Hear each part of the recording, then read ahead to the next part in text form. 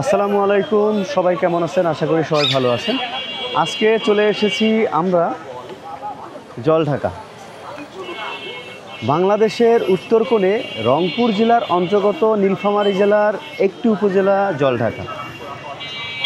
আর নামের মাঝেই যেন লুকিয়ে আছে নদী, মানুষ এবং প্রাচীন ইতিহাসের গল্প। আজকে সেই জলঢাকার প্রাচীন ইতিহাস, নদী, মানুষ নিয়ে থাকছে আপনাদের সাথে একটি প্রামাণ্যচিত্র।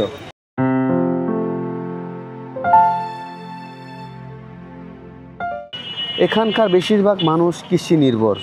তাদের জীবনে নদীর মানে জীবিকা, আবার কখনো দুর্যোগ। জলঢাকার ইতিহাস অনেক পুরনো। ধর্মপাল নামক প্রাচীন স্থাপত্য নিদর্শন এখানে এখনো টিকে আছে। রাজা হরিশ্চন্দ্রের পাট, মোগল আমলের 2 কাতার মসজিদ, এসব আজও এই মাটিকে ঐতিহ্যশালী করে রেখেছে। যদিও অনেক কিছুই আজ বিলীন বা অরক্ষিত, তবুও মানুষ এখনো গর্ব করে বলে এখানে ইতিহাস বাঁচে।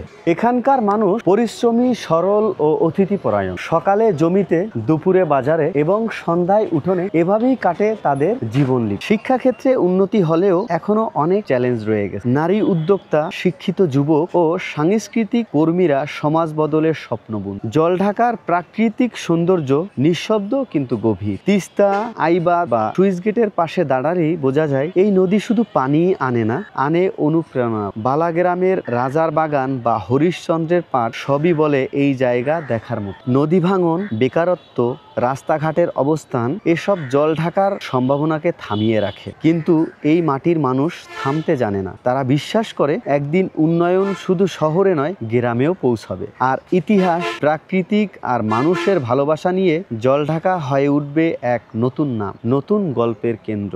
জলঢাকা শুধু একটি উপজেলা নয়, এটি এক অনুভব, এক ইতিহাস যা নদীর মতো ধীরে বয়ে চলে, কিন্তু থামে না কখনোই। এই গল্প সবার শোনা দরকার, কারণ জলঢাকার গল্প মানেই বাংলার বাস্তব গল্প।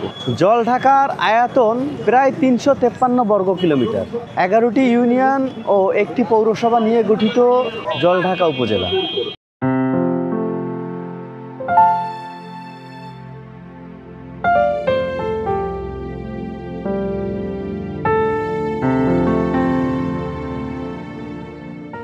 জলঢাকা একটি উপজেলা নয়, এটি এক অনুভব, এক ইতিহাস যা বয়ে চলে নদীর মতো, কিন্তু কখনোই থামে না। বাংলাদেশের উত্তর কোণে রংপুর বিভাগের অন্তর্গত নীলফামারী জেলার একটি উপজেলা জলঢাকা। নামের মাঝে যেন জড়িয়ে আছে নদী, মানুষ আর প্রাচীন ইতিহাসের গল্প। এই উপজেলা ঘিরে আছে তিস্তা নদী ও অসংখ্য খালবিল। এখানকার বেশিরভাগ মানুষ কৃষি নির্ভর। তাদের জীবনে নদী মানে জীবিকা, আবার কখনো দুর্যোগ। জলঢাকার ইতিহাস অনেক পুরনো।